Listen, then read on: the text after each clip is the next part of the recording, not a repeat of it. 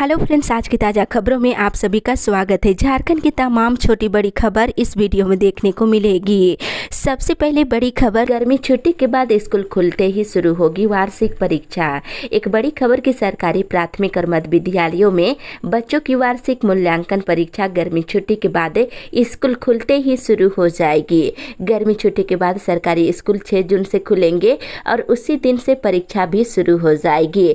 परीक्षा को लेकर प्रश्न पत्र संबंधित जिले को स्वयं मुद्रण करना है। हालांकि अब तक प्रश्न पत्र का मुद्रण नहीं हो सका है, जबकि वार्षिक परीक्षा 6 से लेकर 15 जून तक ली जाएगी। परीक्षा मौखिक और लिखित रूप में होगी। मूल्यांकन का कार्य 21 से लेकर के 25 जून के बीच किया जाएगा। वहीं 30 जून तक रिजल्ट घोषित कर दिया जाएगा। इसी के साथ ही अगली बड़ी खबर, अगले महीने आयोजित की जाएगी पारा शिक्षकों की आकलन परीक्षा। इधर पारा शिक्षकों के लिए आकलन परीक्षा अगले महीने होगी। शिक्षा मंत्री जगन्नाथ महतो ने इसकी तैयारी करने के निर्देश स्कूली शिक्षा और साक्षरता विभाग को दे दिए हैं।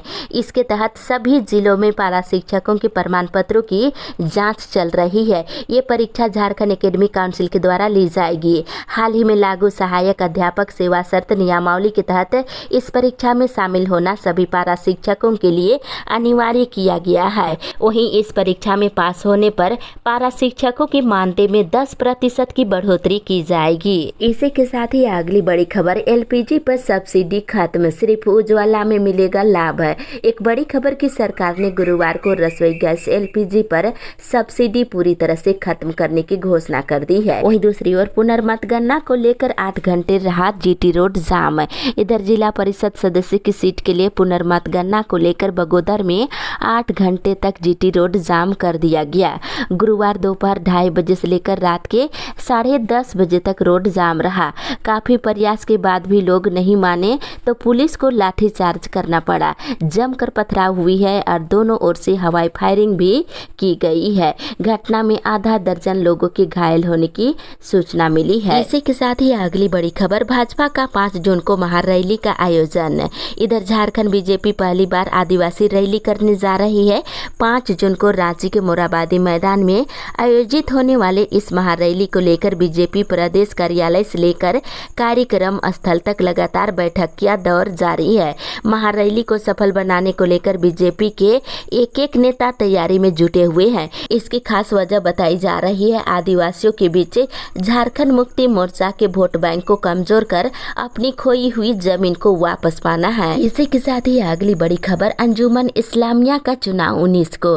इधर अंजुमन इस्लामिया का चुनाव 19 जून को होगा। मेन रोड अंजुमन प्लाजा में सुबह के 8 बजे से लेकर शाम के 5 बजे तक मतदान होगा। उसी दिन वोटों की गिनती भी शुरू होगी। ये घोषणा गुरुवार को अंजुमन चुनाव कमेटी ने की है। इसी के साथ ही अगली बड़ी खबर, मिड डे मील और कुकिंग कास्ट की राशि कटौती पर अभिभावकों ने जमकर किया बवाल। इधर जामताड़ा प्रखंड क्षेत्र के उत्क्रमिक मध्य विद्यालय उदलबानी में स्कूली छात्रों को मिलने वाली मिड डे मील और कुकिंग कास्ट की राशि में से 424 रुपये प्रति छात्र की कटौती कर ली गई है। गुरुवार को उदलबानी गांव के काफी संख्या में अभिभावक कर ग्रामीण विद्यालय पहुंचकर मिड डे मील और कुकिंग कास्ट की राशि कटौती करने के खिलाफ जमकर हंगामा किए हैं। इसी के साथ ही अगली बड़ी खबर, एसकेएमयू में नई शिक्षा नीति आगामी सत्र से होगी लागू। इधर सिद्धू कानू मुर्मू विश्वविद्यालय में नई शिक्षा नीति 2020 से आगामी सत्र से लागू कर दिया जाएगा। इसकी तैयारी चल रही है। नई शिक्षा नीति 2020 से बहुआयामी उद्देश्यों सहित समावेशी शिक्षा और मातृभाषा को महत्व प्रदान करने वाली शिक्षा होगी। वहीं नई शिक्षा नीति में उन तमाम उद्देश्यों को पूरा करने के लिए प्रथम कक्षा से लेकर उच्च शिक्षा तक व्यापक परिवर्तन किया गया है। इसी के साथ ही अगली बड़ी खबर, ग्रामीण शिक्षकों का 12 साल स्थानांतरण नहीं। इधर झारखंड माध्यमिक शिक्षक संघ ने प्रेस विज्ञप्ति जारी कर कहा है कि वर्ष 2010 से निरंतर जो शिक्षक जहां पदस्थापित है आज तक वही है। फलस्वरूप कुछ शिक्षक दुर्गम जगहों पर पिछले 10 सालों से पदस्थापित है, जिनमें महिला, दिव्यांग जैसे सभी श्रेणी के शिक्षक हैं। वहीं बता दें, आज तक सरकारी आदेश निर्देश की प्रत्याशा में है कि उनका स्थानांतरण सुगम जगहों पर या शहर मुख्यालय के विद्यालयों में हो सके। कुछ शिक्षक पिछले 10 सालों से शहर के एक ही स्कूल में बने हुए हैं। इसी के साथ ही अगली बड़ी खबर, श्रावणी मेला को ले मंदिर प्रबंधन समिति की बैठक। इधर श्रावणी मेला महोत्सव की तैयारी शुरू हो गई है और श्रावणी मेला महोत्सव को लेकर मंदिर प्रबंधन की ओर से लगातार समीक्षा की जा रही है। बासुकीनाथ धाम के गर्भगृह में उच्च गुणवत्ता के वातानुकूलित यंत्र लगाए जाएंगे ताकि श्रद्धालुओं को लाभ मिल सके। गुरुवार को धनबाद से आए तकनीकी दल के सदस्यों ने मंदिर प्रभारी आशुतोष ओझा, बासुकीनाथ पांडा और धर्मरक्षिणी सभा के पदाधिकारियों की उपस्थिति में गर्भगृह पहुंचकर आवश्यक बातों की जानकारी ली है। इसी के साथ ही अगली बड़ी खबर, पॉलिटेक्निक के छात्र भोजन के लिए दिए धरना। इधर भोजन नहीं मिलने पर पॉलिटेक्निक कॉलेज जल्दिया के सेकेंड ईयर के छात्रों ने प्रिंसिपल के खिलाफ नारेबाजी करते हुए धरने पर कल बैठ गए। छात्रों ने कहा कि यहाँ व्यवस्था पूरी तरह से फेल है, समय से भोजन नहीं दिया जाता है। बुधवार रात से अब तक हम लोगों को भोजन नहीं दिया गया है। अगर हम लोग बाहर कुछ खाने जाते हैं तो प्रिंसिपल जाने से मना करते हैं। इसी के साथ ही अगली बड़ी खबर, जुलाई सत्र का नामांकन शुरू। इधर महिला कॉलेज चाईबासा में संचालित इग्नू की जुलाई सत्र 2022 के सभी स्नातक, स्नातकोत्तर, पीजी, डिप्लोमा और सर्टिफिकेट कार्यक्रमों में नामांकन की प्रक्रिया शुरू हो गई है। ऑनलाइन नामांकन 31 जुलाई तक होगी। नामांकन हेतु इच्छुक विद्यार्थी संबंधित वेबसाइट के द्वारा ऑनलाइन नामांकन ले सकते हैं। इसी के साथ ही अगली बड़ी खबर, मांडर उपचुनाव, सीएम की मौजूदगी में शिल्पी नेहा तिर्की ने किया नामांकन। इधर मांडर उपचुनाव को लेकर महागठबंधन के उम्मीदवार शिल्पी नेहा तिर्की ने गुरुवार को अपना नामांकन पर्चा भर दी है। इस दौरान मुख्यमंत्री हेमंत सोरेन भी मौजूद रहे और कांग्रेस प्रभारी अविनाश पांडे और पूर्व विधानसभा सदस्य बंधु तिर्की समेत कई कांग्रेस नेता भी मौजूद रहे। इसी के साथ ही अगली बड़ी खबर, 25 जून तक चलेगा मॉर्निंग कोर्ट। रांची व्यवहार न्यायालय का कोर्ट 25 जून तक मॉर्निंग चलेगा।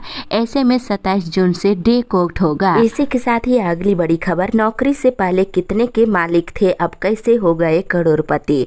इधर गुरुवार को ईडी ने खनन विभाग में करप्शन की जांच तेज कर दी है। निलंबित आईएएस अधिकारी पूजा सिंघल और सीए सुमन कुमार सिंह और प्रेम प्रकाश विशाल चौधरी के बयान के आधार पर करोड़ों में खेलने वाले 4 जिलों के डीएमओ को पूछताछ के लिए बुलाया गया। ईडी ने पूछताछ के दौरान खुट्टी, सरायकेला, चाईबासा और चतरा के डीएमओ को तलब किया है। वहीं बताते चले, इधर ईडी के सवालों का जवाब डीएमओ नहीं दे पा रहे थे। साथ ही साथ ईडी के अधिकारियों ने चारों डीएमओ से क्रमवार ये जानना चाहा कि नौकरी में कब आए हैं और उस समय उनकी माली हालात क्या थी, अब कितने संपत्ति के मालिक है। इसी के साथ ही अगली बड़ी खबर, विभाग को शिकायत करने के बावजूद भी नहीं रुकती है अवैध बालू की ढुलाई। इधर चास प्रखंड के झामुमो नेता सुशांत मुंडा ने बोकारो खनन पदाधिकारी को आवेदन देकर अवैध बालू ढुलाई को रोकने की मांग की है। उन्होंने कहा कि जरीडी स्थित गंगा नदी से प्रतिदिन कई दर्जन ट्रैक्टर बालू का उठाव हो रहा है। इसके बावजूद भूमि खनन माफियाओं पर कोई कार्रवाई नहीं करती है। वहीं दूसरी ओर गुरुवार को सेक्टर 12 थाना क्षेत्र में NH 23 पर दामोदर नदी से ले जा रहे अवैध बालू लदे 3 ट्रैक्टर को जब्त कर लिया गया है। इसी के साथ ही अगली बड़ी खबर, कोयला ढुलाई कर रहे चालकों ने जताई BGR कंपनी के खिलाफ नाराजगी। इधर अमड़ापड़ा लिंक रोड पर BGR की कोयला ढुलाई कर रहे हाईवा चालकों ने अपनी मांगों को लेकर कल चक्का जाम किए।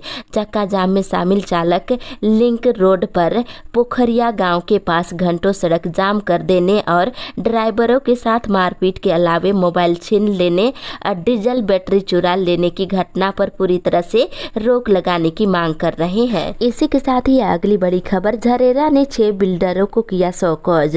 इधर झरेरा ने रांची समेत झारखंड के 4 जिलों में काम कर रहे 6 बिल्डरों को प्रोजेक्ट पूरा होने से संबंधित कागजात नहीं जमा करने को लेकर जवाब मांगा है। वहीं झरेरा ने कहा है कि इन प्रोजेक्ट्स को पूरा करने की समय अवधि समाप्त हो चुकी है, लेकिन अब तक इसकी जानकारी से संबंधित कागजात जमा नहीं किए गए हैं। इसमें रांची के अलावा धनबाद, बोकारो, देवघर जिले में चल रहे प्रोजेक्ट शामिल है। इसी के साथ ही अगली बड़ी खबर, पर्यवेक्षिका हड़ताल पर ANM ने संभाला मोर्चा। इधर पश्चिमी सिंहभूम जिला में महिला एवं बाल विकास के पर्यवेक्षिकाओं के हड़ताल के बीच गुरुवार को आंगनबाड़ी केंद्रों में मातृ शिशु स्वास्थ्य और पोषण महीने का शुभारंभ किया गया है। उनकी अनुपस्थिति में भी सभी कार्यों को पूरा किया गया। इसमें न केवल बच्चों का टीकाकरण किया गया बल्कि 9 महीने से लेकर 5 वर्ष तक के बच्चों में विटामिन A का संपूरण और 0 से लेकर 5 5 तक के बच्चों का कुपोषण की स्क्रीनिंग भी की गई है। मिली जानकारी के अनुसार 8 महीने से लंबित वेतन भुगतान की मांग को लेकर आंगनबाड़ी केंद्रों का मॉनिटरिंग करने वाली जिले के सभी पर्यवेक्षिका हड़ताल पर है। इसी के साथ ही अगली बड़ी खबर, अंत्योदय कार्ड धारकों के घर का रंग होना चाहिए पीला। इधर राष्ट्रीय खाद्य सुरक्षा कानून 2015 से पूर्वी सिंहभूम जिला में लागू है, लेकिन उसकी अनेक महत्वपूर्ण शर्तों को लागू करने में जिला विफल रहा है। 7 साल के बाद भी इस कानून के लागू नहीं हो पाना इस कानून की विसंगति है। इस कानून के अनुसार अंत्योदय कार्ड धारकों के घर का रंग पीला और सभी राशन दुकानों का रंग गुलाबी होना चाहिए। इसी के साथ ही अगली बड़ी खबर, कर्मियों की वेतन विसंगति हो दूर। इधर बताते चले कि जमशेदपुर जिला में एनएचएम कर्मचारियों के वेतन से संबंधित विसंगतियों को दूर करने की मांग की जा रही है। झारखंड चिकित्सा एवं जन स्वास्थ्य कर्मचारी संघ के मंत्री रविंद्रनाथ ठाकुर ने गुरुवार को सिविल सर्जन कार्यालय सभागार में बैठक के दौरान कही है।